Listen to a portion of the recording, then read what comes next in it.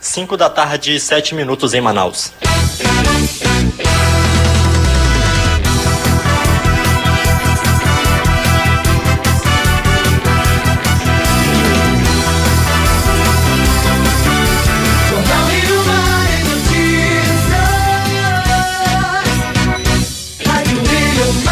A informação a serviço da cidadania.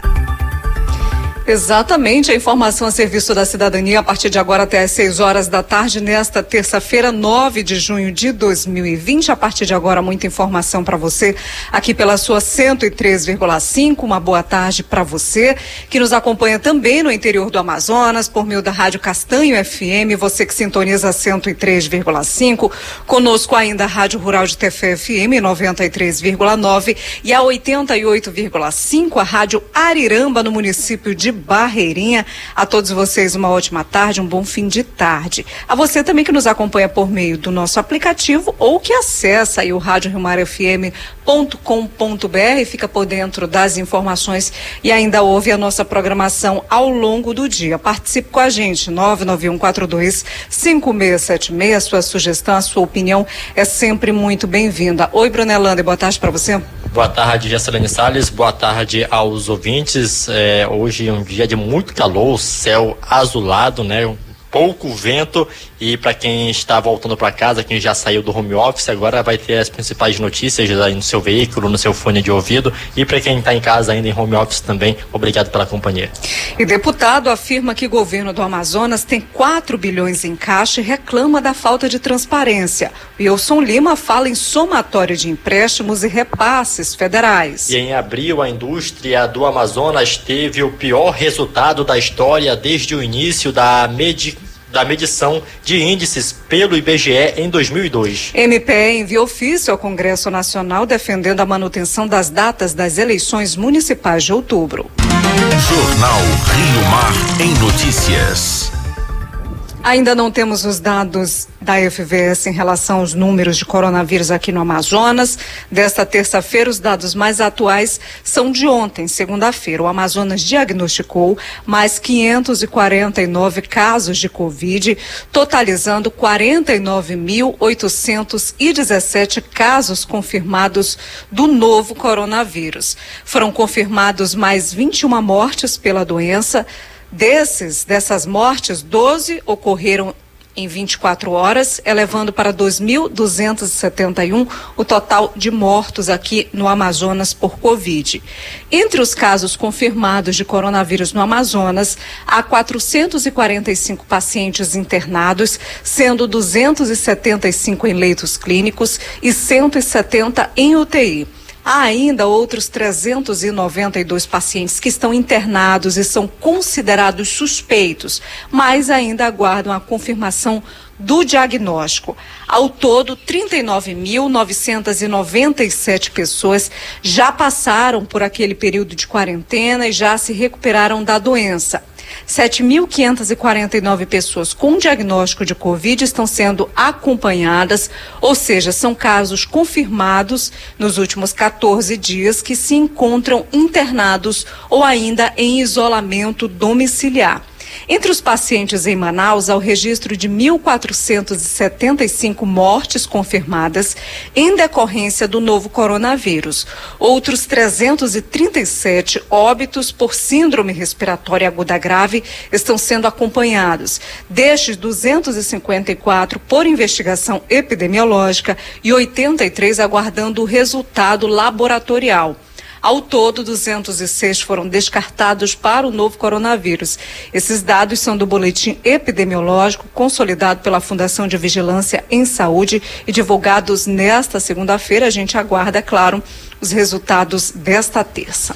E mais de 500 altas médicas já foram concedidas pelo Hospital de Campanha. Yolanda Mendes.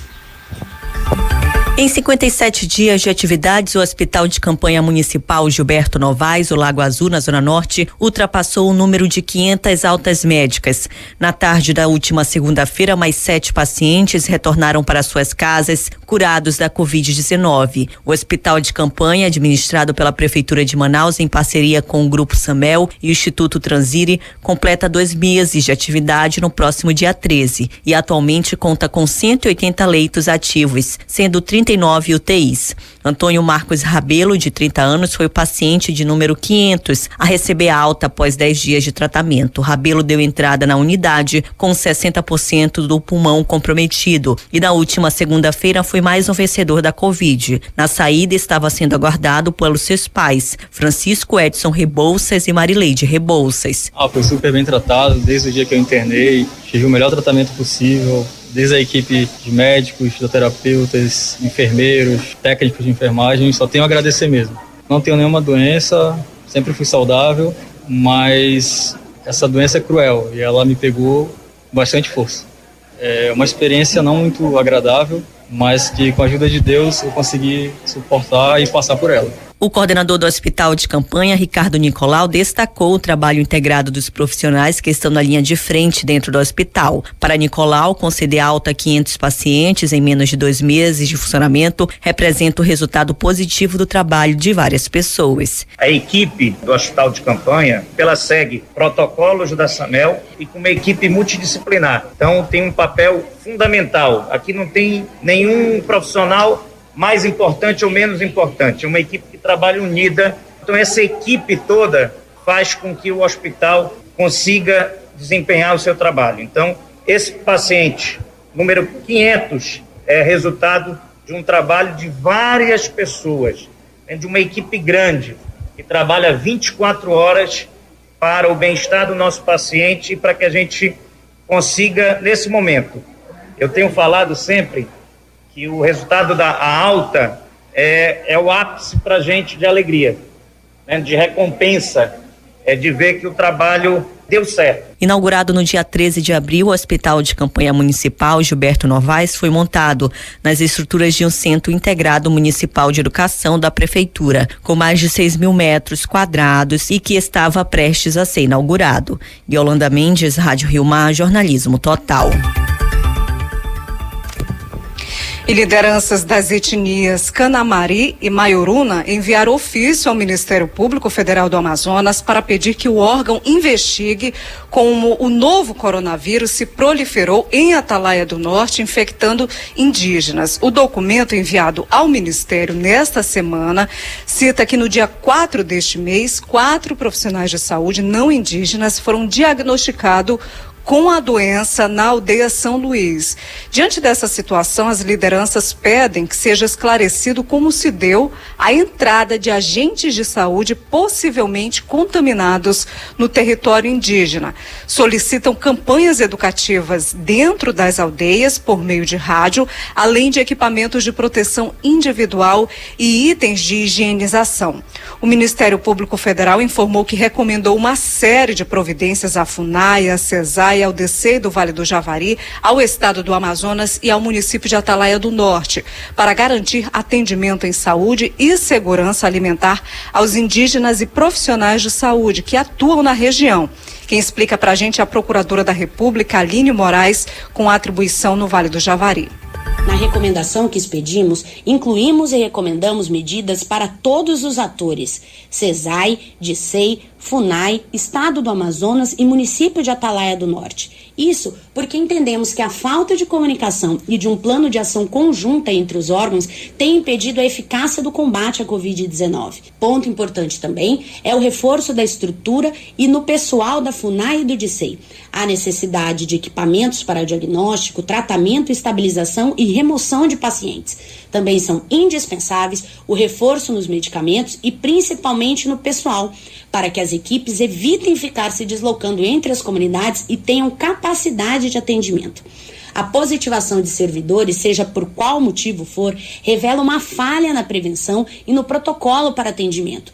Por isso, o MPF recomenda que a quarentena de 14 dias das equipes de saúde seja feita no interior da terra indígena em local determinado, com a desinfecção de roupas, veículos e utensílios antes da entrada, que seja aplicado o teste molecular e não o rápido para reduzir o risco de falso negativo e que seja feito o uso constante de equipamentos de proteção individual no contato com os indígenas. Além disso, o MPF recomenda a instalação de barreiras sanitárias em pontos estratégicos da terra indígena a serem definidos com as lideranças e órgãos indigenistas, podendo haver a solicitação de apoio, se necessário, das Forças Armadas e órgãos de segurança pública. A recomendação ainda inclui medidas de prevenção, como a conscientização, distribuição de kits de higiene e equipamentos de proteção individual à população indígena, assim como ações de segurança alimentar, para evitar que os indígenas deixem suas aldeias, como a distribuição de cestas básicas, insumos, sementes, anzóis, linhas e malhas. Algumas medidas já começam a ser cumpridas, como reuniões para definição de trabalho conjunto, ação específica da CESAI no Vale do Javari com a previsão de chegada de mais equipes até o dia 16 de junho, além das de resposta rápida que já estão no local, a prorrogação da permanência da Força Nacional na região, articulação para doações e maior participação das lideranças indígenas e da sociedade civil no processo de prevenção e combate à Covid-19. Além da recomendação, o MPF está apurando as condições nas quais se deu a infecção inicial dos profissionais de saúde para uma eventual responsabilização. E a terra indígena Vale do Javari faz fronteira com o Peru e é a segunda maior terra indígena demarcada do Brasil. Traz apenas da Yanomami. Essa região tem cerca de 6 mil indígenas de 7 etnias. Agora há pouco, o secretário especial de Atenção Indígena do Ministério da Saúde, o Robson Silva, falou sobre a evolução da pandemia entre os povos indígenas. Essa coletiva de imprensa acontece nesse momento. Segundo os dados do Ministério da Saúde, são 466 casos suspeitos de Covid entre os indígenas, 2.085 foram confirmados, 1.747 casos foram descartados, 816 indígenas tiveram a cura clínica e 82 morreram pela doença. A gente ouve agora o secretário especial de Atenção Indígena do Ministério da Saúde, o Robson Silva, falando sobre essa evolução da pandemia entre os povos indígenas. Nós tivemos aí uma evolução do quadro. A semana ali, a segunda semana de maio, ela começou a nos preocupar bastante, os casos aumentando sensivelmente. Me parece uma estabilização, mas ainda é cedo, o mês de junho está começando. Então, a 21ª e a 22ª semana epidemiológica mostrando o aumento dos casos confirmados e também dos óbitos. A região norte, ela está com 69,4% dos casos. Em termos de óbitos, ela concentra 86,6%. Em termos de letalidade, 4,9%. E mortalidade 18,8 por 100 mil habitantes. O distrito que mais nos preocupa nesse momento é o Alto Solimões, até mesmo porque ele concentra 21% dos casos. Outro distrito que nos preocupa é o Alto Rio Negro, lá conhecido como Cabeça do Cachorro. E um terceiro, que é o Vale do Javari, que concentra a maior população de indígenas isolados. O Ministério da Saúde informou agora há pouco, durante essa coletiva, que na próxima semana o Ministério vai abrir alas indígenas em Atalaia do Norte, Benjamin Constant e também Santo Antônio do Içá. Essa é a promessa do Ministério da Saúde, divulgada agora há pouco em coletiva de imprensa. Yassilene, sobre divulgação de dados, agora há pouco o governo federal, que foi notificado pelo STF, obedeceu à ordem judicial e o Ministério da Saúde voltou a divulgar os dados completos do Covid. Falamos ontem da dificuldade que nós temos de ter acesso a esses dados. Hoje pela manhã mesmo eu tive dificuldade tremenda. Eu tentei encontrar aqui para fazer uma reportagem, saber a incidência no Amazonas de casos de coronavírus por 100 mil habitantes, por 1 milhão de habitantes, e não tinha essa informação. Agora o STF obrigou e já estão novamente esses dados disponíveis no site do Ministério da Saúde, o covid.saude.gov.br. Por exemplo, nesse momento eu estou no site aqui aberto, eu consigo ver que a incidência aqui no Amazonas de casos é de 1.201,8 casos por 100 mil habitantes e que a mortalidade no Amazonas, que é a segunda maior do Brasil, é de 54,8 mortos para cada 100 mil habitantes. Na verdade, a maior taxa de mortalidade do Brasil é do Amazonas. Esses dados tinham sido omitidos pelo governo federal na última sexta-feira. O STF determinou e agora eles estão novamente expostos no site. Tom Claro traz informações agora para a gente. A Comissão de Auditoria Especial orienta secretarias estaduais quanto à aplicação de recursos no combate à Covid-19.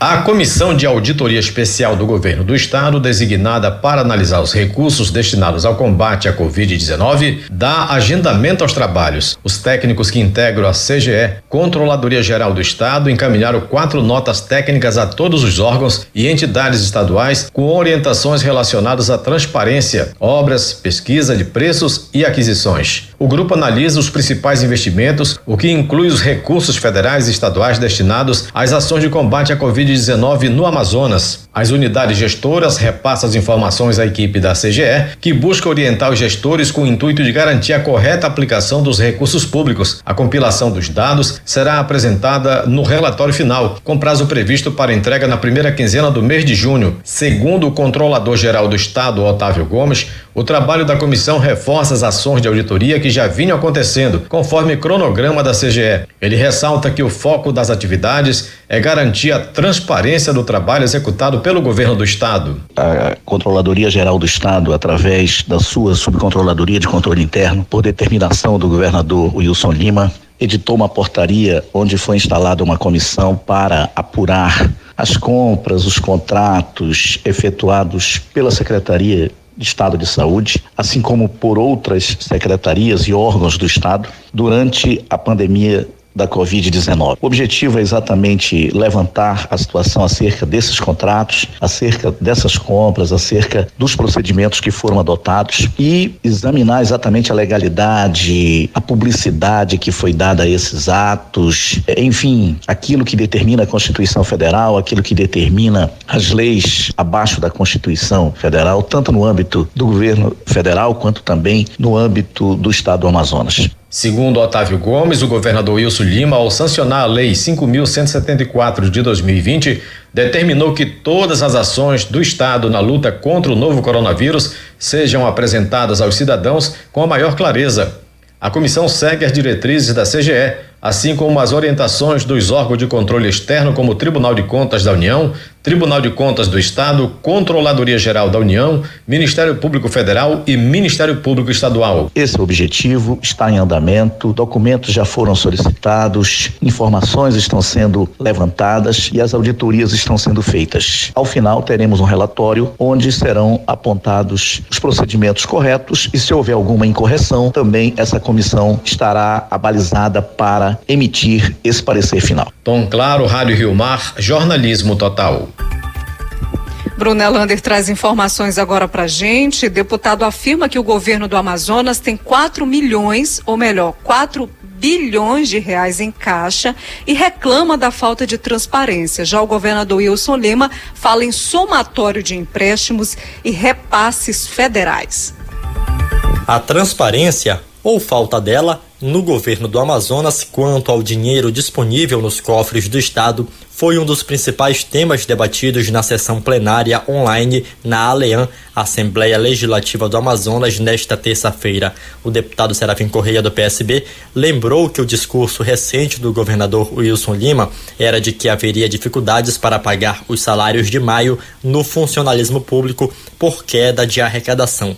Porém, nesta segunda-feira, anunciou o pagamento antecipado da primeira parcela do 13º salário. Acompanhei muitas declarações do governo do Estado, dizendo que não teria condições de pagar a folha de maio, que a arrecadação estava caindo, enfim. Eu mostrei que era exatamente o inverso. O acumulado de janeiro a maio tem um colchão de 456 milhões. Mais do que isso, em 30 de abril, o estado do Amazonas tinha em caixa 4,117 bilhões. São compostos de quê? Quanto é que tem de recursos livres, de Fundeb, de créditos, dinheiro que entrou na conta para fazer obra? Enfim, detalhar isso, a transparência vai fazer bem para todos. Na segunda-feira, ao anunciar o pagamento antecipado da primeira parcela do 13º salário dos servidores estaduais, o governador Wilson Lima comentou sobre os mais de 4 bilhões e 100 milhões de reais que o governo tem em caixa, mas sem detalhamentos. O governo do estado do Amazonas consegue fazer o anúncio da primeira parcela do 13º porque nós conseguimos fazer o nosso dever de casa. Tivemos que readequar alguns contratos e continuamos fazendo isso. E além do 13º, nós já temos garantido também o pagamento até o final do ano.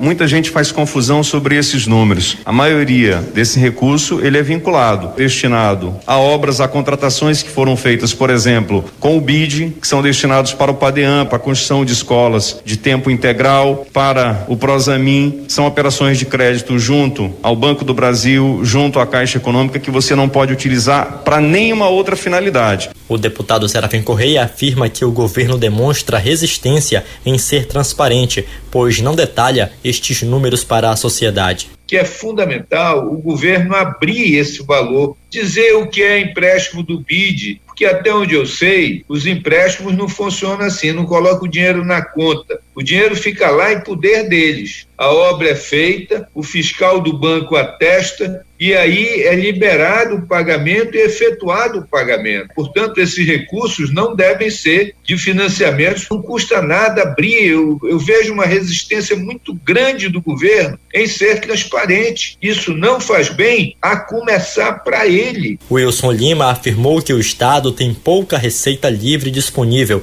e insistiu que as verbas de empréstimos para finalidades específicas constam no saldo total do governo. E o que a gente tem de receita livre, ele é muito pequeno, porque a gente ainda tem uma perda significativa de 23%. Então, é essa questão aí do recurso total do estado que está disponível, mas que tem essas vinculações, sobretudo recursos de operações de crédito junto com organismos multilaterais e também Fundeb, saúde, e aí a gente pode passar um relatório detalhado da Secretaria de Fazenda sobre esses valores. A reportagem da Rádio Rio Mar pediu acesso a este relatório citado pelo governador, através de e-mail enviado à Secretaria de Comunicação do Estado, mas a solicitação não foi atendida até o fechamento desta edição.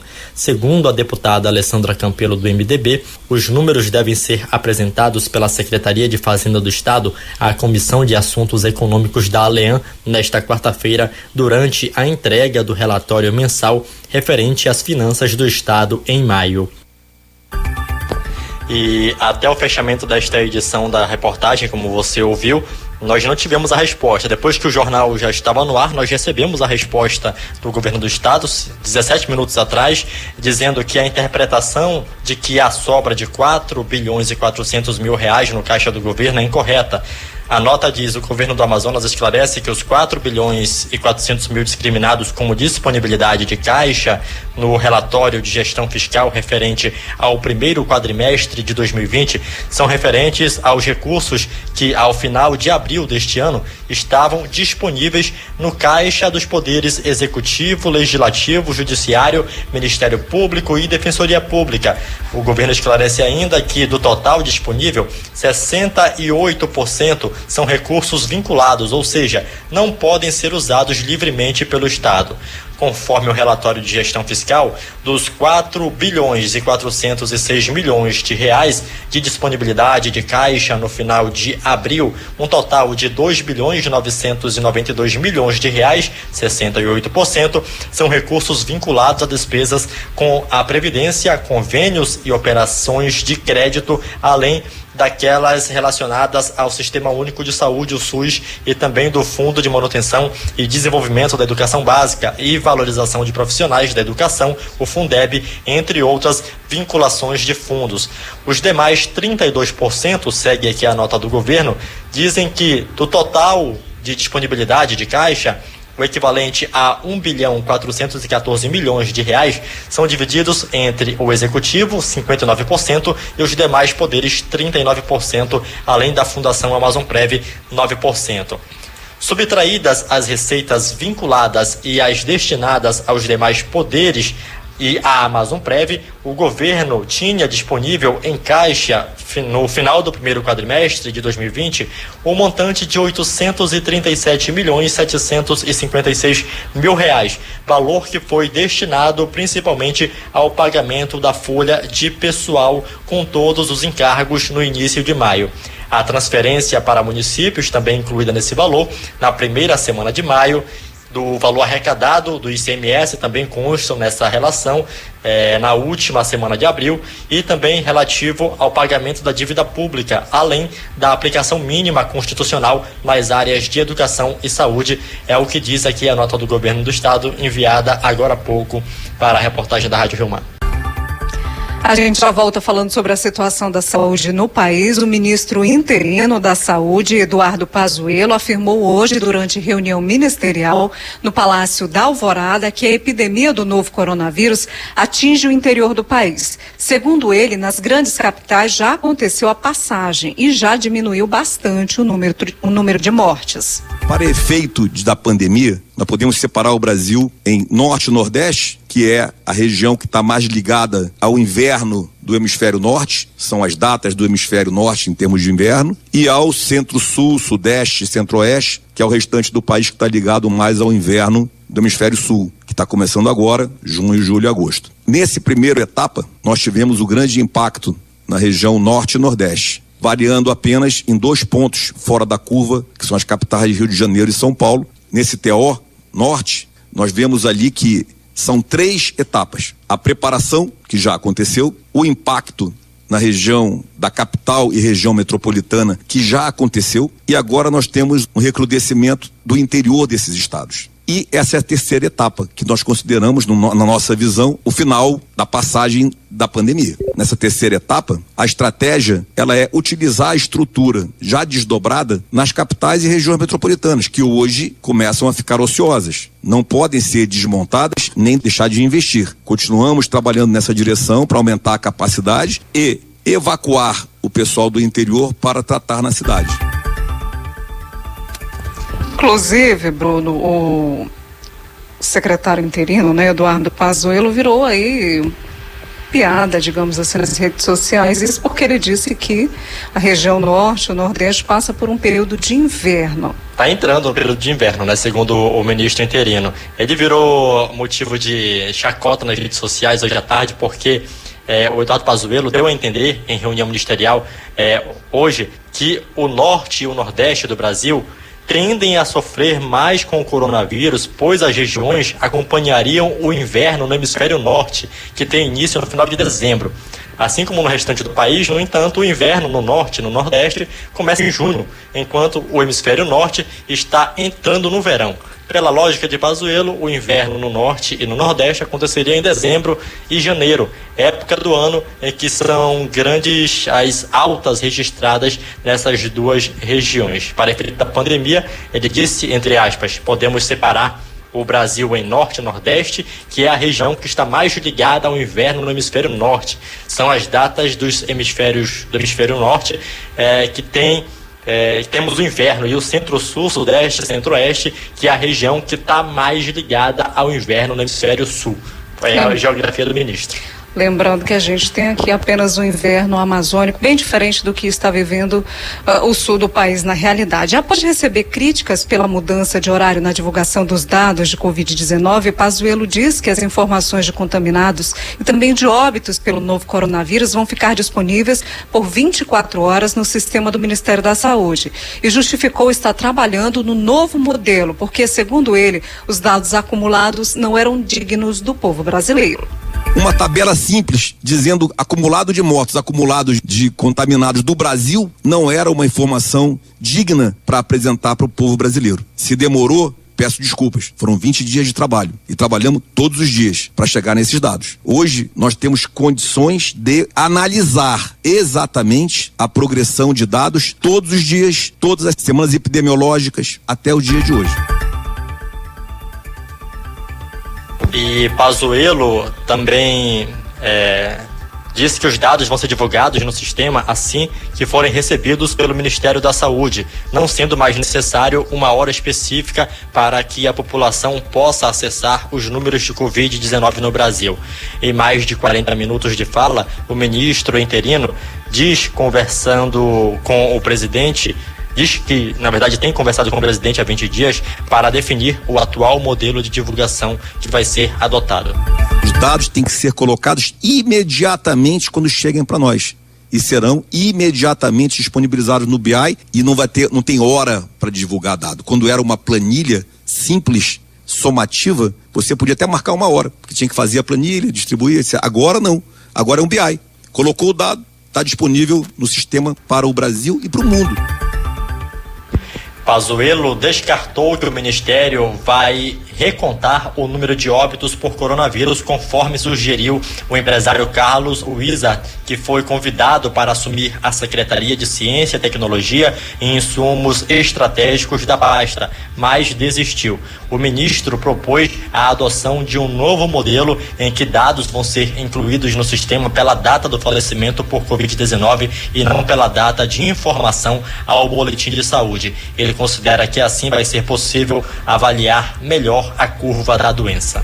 Quando você bota no cálculo diário, você vê que ele é acumulado nos dias de registro. O que nós estamos propondo, e aí eu coloco como proposta, é que a gente use os mesmos números, mesmos quantitativos, mas nos dias do óbito. Com isso você vai ver exatamente o que aconteceu com mais transparência. Não tem nada a ver com número de óbitos, nem número de registros.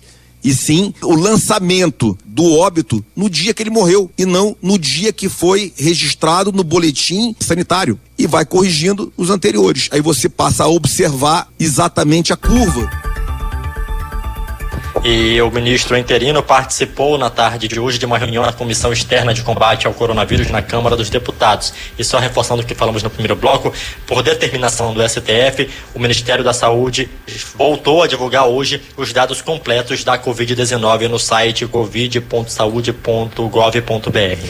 E o ministro da Economia, Bruno Paulo Guedes, confirmou hoje, durante reunião ministerial, que o governo vai prorrogar por 2 meses o pagamento do auxílio emergencial. O presidente já lançou e comunicou isso, que por 2 meses nós vamos estender o auxílio emergencial. Nós estamos num nível de emergência total a 600. Nós vamos começar agora uma aterrissagem com uma unificação de vários programas sociais e o lançamento de um Renda Brasil, que o presidente vai lançar, porque aprendemos também durante toda essa crise que havia 38 milhões de brasileiros invisíveis e que também merecem ser incluídos no mercado de trabalho. Vamos lançar um programa verde e amarelo que o presidente, durante a campanha, já tinha dito.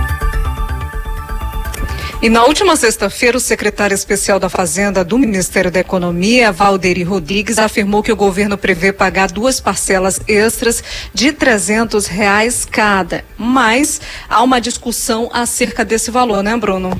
Até porque hoje teve de novo troca de farpas. O presidente Jair Bolsonaro, questionado sobre o valor, disse que se os deputados aceitarem diminuir os salários dele, ele paga até R$1.000 de auxílio emergencial para a população. E aí o Rodrigo Maia respondeu, disse que se cortar dos 3 poderes, pode conversar, né? Não só dos deputados.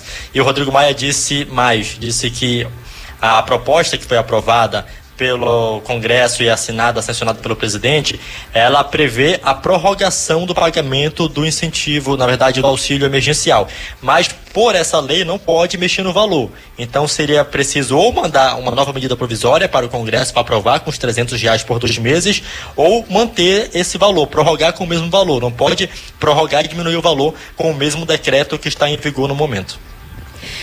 E o Ministério Público Eleitoral enviou um ofício ao Congresso Nacional defendendo a manutenção das datas das eleições municipais de outubro. Essa mudança é discutida em função da pandemia. Pelas regras constitucionais neste ano, o primeiro turno da disputa deve ocorrer no dia 4 de outubro e o segundo em 25 de outubro.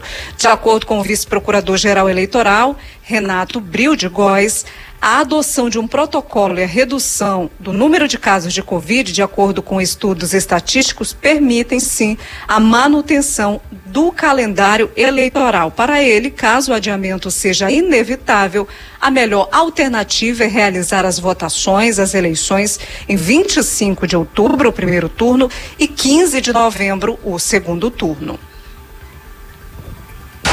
Editorial. Vamos agora ao editorial do dia com o padre Geraldo Bendarram. Caro ouvinte, hoje ocorreu virtualmente a Marcha pela Vida, conduzida pela Associação Brasileira de Imprensa, ABI, a Associação Brasileira de Saúde Coletiva, Abrasco, também pela CNBB, Conferência Nacional dos Bispos do Brasil, entre outras importantíssimas instituições que apoiam a Marcha pela Vida. Essas instituições escreveram uma declaração chamada Marcha pela Vida, muito importante, que vou ler para você. O Brasil vive uma grande crise sanitária, econômica, social e política, exigindo de toda a sociedade, especialmente de governantes e representantes do povo, o exercício de uma cidadania guiada pelos princípios da solidariedade e da dignidade humana, baseada na democracia e na busca de soluções conjuntas para o bem comum de toda a população. O país é hoje o epicentro da pandemia da Covid-19 na América Latina. Temos a maior taxa de transmissão da doença, o segundo maior número de casos do mundo e a maior taxa diária de mortes, mesmo sem considerar a comprovada subnotificação. Vivemos uma situação de gravíssima emergência em saúde pública, com mais de 700 mil infectados, já notificados, e ultrapassamos os 37 mil mortos. A Frente pela Vida brasileira está baseada nos seguintes princípios. O direito à vida é o bem mais relevante e inalienável da pessoa humana, sem distinção de qualquer natureza. As medidas de prevenções e controle para o enfrentamento da pandemia do Covid-19 devem ser estabelecidas com base científica e rigorosamente seguidas a partir de planejamento articulado entre os governos federal, estadual e municipal. O Sistema Único de Saúde, SUS, é instrumento essencial para preservar vidas, garantindo, com equidade, acesso universal e integral à saúde. A solidariedade, em especial para com os grupos mais vulneráveis da população, é um princípio primordial para uma sociedade mais justa, sustentável e fraterna. É imprescindível para a vida no planeta a preservação do meio ambiente e da biodiversidade, garantindo a todos uma vida ecologicamente e equilibrada e sustentável. A democracia e o respeito à Constituição são fundamentais para assegurar os direitos individuais e sociais, bem como para proporcionar condições dignas de vida para todas as brasileiras e todos os brasileiros. Então, caro ouvinte, essa é a declaração da Marcha pela Vida, do qual todos nós temos que nos integrar, caminhar ou marchar pela vida, porque ela é muitíssima, muito mais importante e está acima de qualquer outra atividade, mesmo que seja a econômica. Para você, caro ouvinte, ótimo final de tarde e abençoada noite. Jornalismo com credibilidade. A gente fala agora de economia, mas claro, não pode ser desassociando da pandemia. Em abril, a indústria do Amazonas teve o pior resultado da história desde o início da medição de índices pelo IBGE em 2002. Quem conta pra gente é Bruna Lander. O Amazonas é atualmente o estado com a segunda maior incidência de casos de Covid-19 e com a maior quantidade de mortes por milhão de habitantes no país. São quase 10 mil infectados e 495 óbitos a cada milhão. Os números são maiores, inclusive, do que os registrados na região da Lombardia, na Itália. Isso refletiu diretamente no setor industrial em abril. Segundo o IBGE, o estado registrou a produção industrial mais fraca do país no mês e o pior resultado da história para abril, desde quando os indicadores começaram a ser catalogados em 2002, como cita o disseminador de informações do IBGE no Amazonas, Adjalma Nogueira. O desempenho da indústria amazonense no mês de abril foi o pior de toda a história da série, que começou lá em 2002, com o IBGE levantando os dados. A atividade industrial teve desempenho muito inferior aos outros estados, colocando o Amazonas nas piores posições do país. Tanto o polo de duas rodas quanto eletroeletrônico, informática e óptico, que são os principais polos da indústria amazonense, demonstraram os piores índices da série. Em abril, quando 422 pessoas morreram e mais de 5.000 se infectaram com o coronavírus, o Amazonas viu 9 das 10 atividades industriais pesquisadas pelo IBGE caírem, com destaque para o polo de duas rodas, que teve uma redução de 99%, ou seja, teve a produção de motos e bicicletas praticamente reduzida a zero. Já as produções de bens de informática, eletrônicos e óticos caíram pela metade. No acumulado de janeiro a abril, a indústria amazonense já registra um encolhimento de 14,6% e, segundo a Soframa, aproximadamente 30% dos empregados no polo industrial de Manaus vão ser demitidos como consequência dos efeitos da pandemia. E nesta quinta-feira, a Igreja Católica celebra a solenidade de Corpus Christi, o momento em que os fiéis demonstram publicamente a sua fé no Cristo presente na Eucaristia. Mas devido à pandemia causada pelo novo coronavírus, as celebrações na Arquidiocese de Manaus permanecem sendo realizadas sem o público e transmitidas pelas redes sociais. No período da manhã, as paróquias e áreas missionárias individualmente farão a transmissão da celebração da Santa Missa e, em seguida, o pároco vai conduzir o Santíssimo pelas ruas, pedindo a Jesus que abençoe a todas as famílias, conforme explica o arcebispo de Manaus, Dom Leonardo Steiner. Vamos todos participar dessa grande celebração, participando sem sair de casa. Nós teremos nas paróquias e áreas missionárias a celebração transmitida. Acompanhe. Depois, o padre, o sacerdote vai sair com o Santíssimo pelas ruas da sua região. Acompanhe, enfeite a janela da sua casa, enfeite a porta da sua casa, mostrando assim a Jesus que você o ama e que deseja amá-lo cada vez mais. Vamos externar essa nossa gratidão por Jesus ter permanecido presente no meio de nós, no sacramento eucarístico. Lembrando que às 5 horas da tarde, na Catedral Metropolitana Nossa Senhora da Conceição, vai acontecer a celebração presidida por Dom Leonardo e concelebrada pelos bispos auxiliares Dom Tadeu Canavarros e Dom José Albuquerque, com o apoio da equipe litúrgica da Catedral, como relata Dom Leonardo. E essa missa será transmitida pela TV Encontro das Águas, Rádio Rio Mar, Rádio Castanho e Rádio Encontro das Águas. Depois da celebração, nós faremos uma pequena procissão em torno da catedral. Nós 3 bispos vamos fazer essa procissão e vamos fazer 4 paradas com 4 bênçãos, abençoando assim toda a nossa querida arquidiocese. Participe através da TV, através das rádios, através da internet e vamos rezar e agradecer a Jesus. Já que não podemos sair em procissão como fazemos todos os anos, que o nosso coração participe dessa procissão. Serão orientados através dos meios de comunicação nesse momento, para assim podermos rezar, cantar, louvar e agradecer. Vamos participar.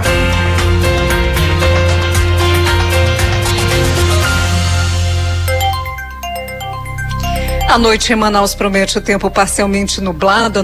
Os ventos ficam fracos, a mínima é de 25, a máxima de 29 graus. E assim a gente encerra esta edição do Jornal Rio Mar em Notícias, desejando a você uma ótima noite, Brunelândia, e a gente se encontra amanhã. Uma boa noite a todos e até amanhã. Jornal Rio Mar em Notícias.